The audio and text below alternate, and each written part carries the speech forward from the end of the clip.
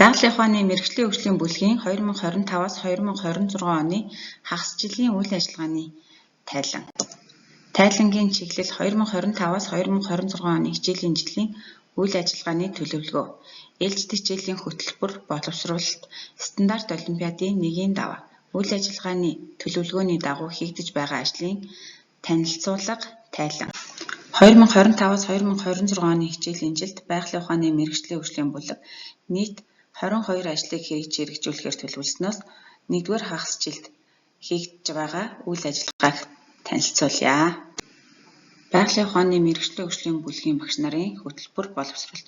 Биологийн хичээлээр 6-аас 11-р ангийн 54 нэгж хичээл, физикийн хичээлээр 6-аас 11-р ангийн 57 нэгж хичээл, химийн хичээлээр 6-аас 11-р ангийн 45 нэгж хичээл, хүн ба байгалийн хичээлээр 8 нэгж хичээлийн хөтөлбөр боловсруулан ажиллаж байна.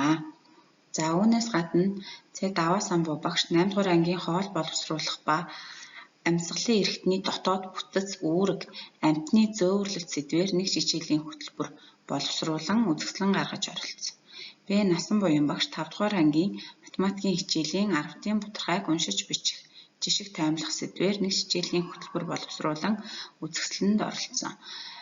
Бямт Дулан багш 2-р ангийн монгол хэлний хичээлийн ертөнцийн 3-ыг хэлбэрийг дуурайн зохион бичих сэдвийн нэг хичээлийн хөтөлбөр боловсруулан үзэсгэлэнд оролцсон. Мөнх Туяа багш 9-р ангийн органик бодис сэдвээр 9 цагийн нэг хичээлийн хөтөлбөр боловсруулан үзэсгэлэнд оролцсон. Ганд Олгор багш 8-р ангины шингэний даралт сэдвтээ 5 цагийн нэг хичээлийг сайжруулан боловсруулж оролцсон.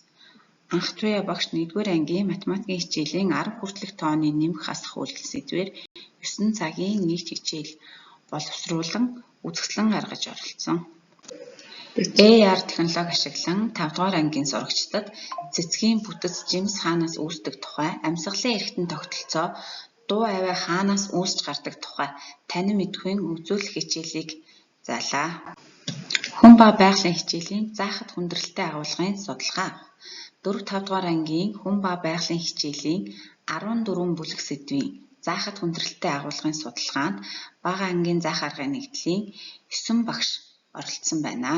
За 4-р ангийн хүрээнд амьд бие ба амьдралын орчин, гэрлийн шинж чанар, соронзны гайхамшиг, цахилгаан дамжуулагч ба тусгаарлагч, хатуу шингэн хий, план ба газрын зураг бүлэг сэдвүүдээс гэрлийн шинж чанар агуулга нь заахад хамгийн хүндрэлтэй агуулга гэж судалгаагаар гарсан байна.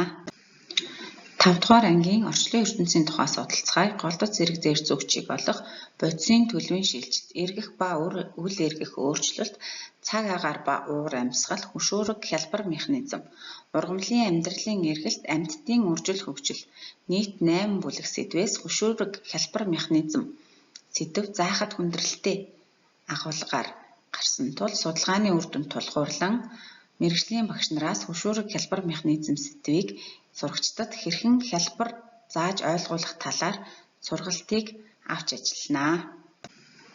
Аюулгүй туршилт хийх зөв дадлыг сурагчдад туршилт хичээлээр дамжуулан ойлгуулж байна. Шилэн сав туршилтын багцтай, болгоомжтой харьцна, лабораторийн багш төхөөрөмжтэй, болгоомжтой харьцна, шилэн сав хагарвал багшид нэн даруй мэдэгдэнэ. Спиртэнтийн ашиглаж туршилт хийх үед охид үсээ задгаа тавихгүй байна. Шүтэнцийг зураад хэрэглэсний дараа зуруулыг төмөр савнд хийнэ.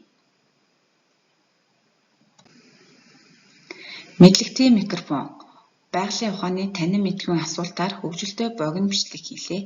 1-р улирлын Бидалтын 7 хоногоор сурагчдаас байгалийн ухааны хичээлүүдийн өмнөх ангийн мэдлэгийг сэргээн сануулж баттган хөгжилтэй бичлэг хийж ажиллалаа. Энэ бичлэгэнд 5-аас 12-р ангийн сурагчид хамрагдсан.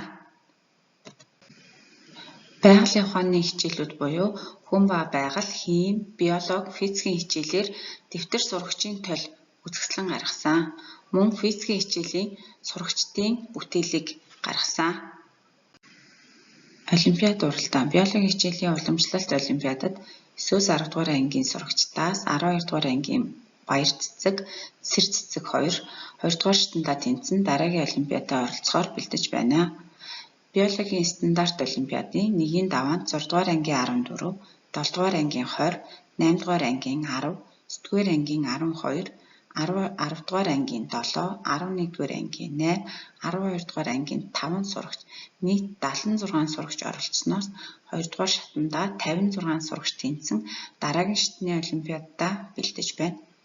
Математикийн хичээлийн уламжлалт олимпиадын 1-ийн даваанд 5-6-р ангийн ангилалд 7 сурагч оролцож 3 сурагч 2-ийн даваанд тэнцсэн дараагийн шатандаа бэлдэж байна. Физикийн хичээлийн уламжлалт олимпиадын 1-ийн даваанд 7-9-р ангийн ангилалд 11 сурагч оролцож О мэгцэг, төвшин, пэрнэлээ, ханц сүрэн, гэрэл додноор 2-ийн даваанд оролцох эрхээ авсан.